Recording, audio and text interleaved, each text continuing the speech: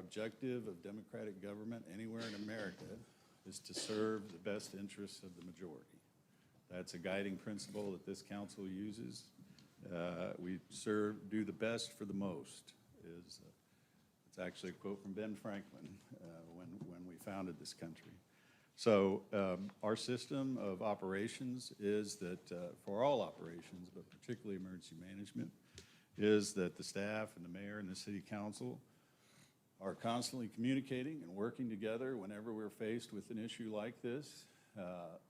Due to the council's support, the city of Elgin has put together a very highly qualified, very experienced staff to manage these operations and make sure that we conform to all obligations that we make prior to these events.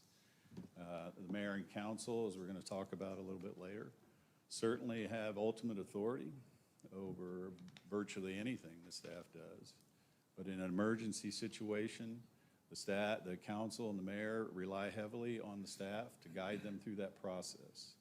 And here in Elgin today, we have a very functional operation where the mayor and council provide good support to the staff, and in turn, the staff performs in a way that's consistent with what the council wants to see. And that's exactly what happened in this case.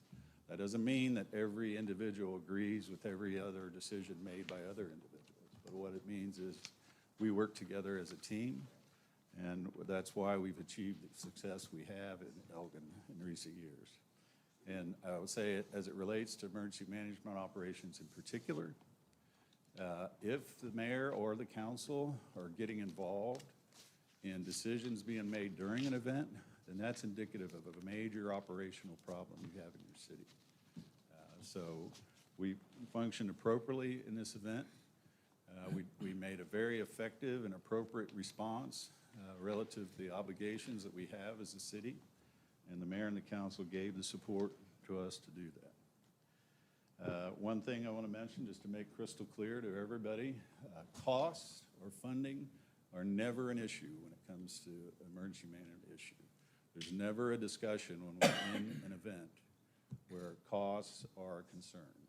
Certainly, at budget time, funding projects, funding services is a challenge, as we're going to talk about a little bit later. Declaring an emergency enables the city to recover sometimes FEMA funds or state funds to reimburse us for those costs. But I assure you, what something costs at the time an emergency is going on is something that never goes into our thinking or our concerns. I also want to mention that